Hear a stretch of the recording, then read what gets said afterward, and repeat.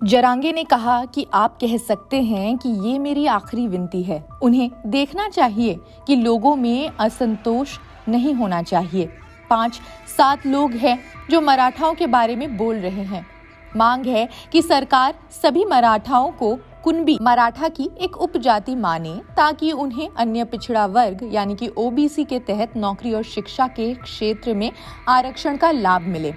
अब खबर की बात, महाराष्ट्र में मराठा आरक्षण की मांग को लेकर मनोज जरांगे पाटिल का आंदोलन जारी है। अनशन पर बैठे मनोज जरांगे पाटिल की तबीयत बिगड़ गई, जिसके बाद उन्हें बीड़ के अंबाजोगाई के एक अस्पताल में भर्ती करवाया गया, जहां पर उनका इलाज चल रहा है। दरअसल आरक्षण की मांग को लेकर मनोज जरांगे पाटिल भूख हड़ताल पर बैठे हुए थे। उनका कहना है, जब तक मराठा आरक्षण लागू नहीं किया जाता तब तक अनशन जारी रहेगा। हालांकि सरकार का कहना है कि महाराष्ट्र में मराठी युवाओं को आरक्षण देने को लेकर सरकार काम कर रही है।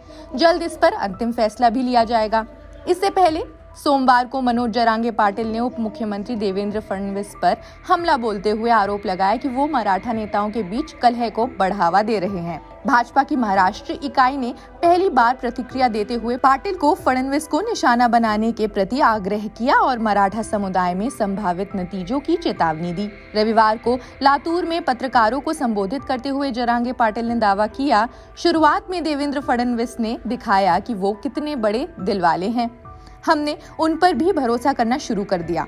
अब वो फिर से हमें परेशान करने की कोशिश कर रहे हैं। उन्होंने इस कथित हस्तक्षेप के लिए मराठा समुदाय से संबंधित उन भाजपा नेताओं को जिम्मेदार ठहराया जो मराठा आरक्षण का विरोध करते हैं और फडणवीस से अपनी निकटता का दावा भी करते हैं। जरांगे पाटिल ने फडणवीस से मराठा नेताओं को नकारात्मक रूप से प्रभावित करने से परहेज करने का आग्रह करते हुए शांति के लिए समुदाय की प्रतिबद्धता पर जोर भी दिया। उन्होंने फडणवीस से अपने नेताओं को नियंत्रित करने और मराठा युवाओं के खिलाफ दर्ज मामलों पर अपना रुख स्पष्ट करने का आह्वान भी किया। उन्होंने राज्य सरकार को 24 दिसंबर तक का आरक्षण प्रदान करने की समय सीमा दी है, अन्यथा उन्हें यानी कि सरकार को परिणाम भुगतना होगा।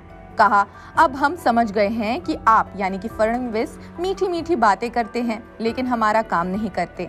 हमें विश्वास है कि मुख्यमंत्री एकनाथ शिंदे हमें आरक्षण देंगे। अगर वे यानी कि सरकार आरक्षण नहीं देंगे तो उनके खिलाफ लड़ेंगे 24 दिसंबर के बाद भी। इससे पहले अक्टूबर में उद्धव ठाकरे ने प्रेस कॉन्फ्रेंस कर कहा कि महाराष्ट्र के सभी 48 सांसदों को इस्तीफा देने का साहस दिखाना चाहिए। इस कहानी में मराठा आरक्षण आंदोलन में ये जानना जरूरी है कि इस आंदोलन से किसे राजनीतिक फायदा होगा। सरकार ने मराठा समुदाय को कुणबी प्रमाण पत्र जारी करने की प्रक्रिया तय करने के लिए नियुक्त समिति के लिए समय सीमा 24 दिसंबर तक बढ़ाकर दे दी। मराठा समुदाय को यदि कुणबी प्रमाण पत्र दिया जाता है तो आरक्षण मिलने पर उसे ओबीसी कोटे से लाभ मिल जाएगा। फिलहाल राज्य में ओबीसी कोटे से आरक्षण 19% है। ओबीसी समुदाय के संगठनों का मानना है कि अगर इसमें मराठा समुदाय को भी शामिल किया जाए तो नए प्रतिभागियों को मिलेगा। ओबीसी समुदाय का ये भी कहना है कि हमारा विरोध मराठा आरक्षण से नहीं बल्कि उन्हें ओबीसी से आरक्षण देने को लेकर है।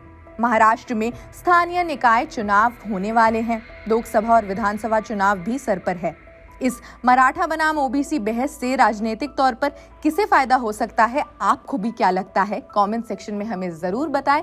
बाकी देश दुनिया की खबरों के लिए जुड़े रहिए जनसत्ता के साथ। शुक्रिया।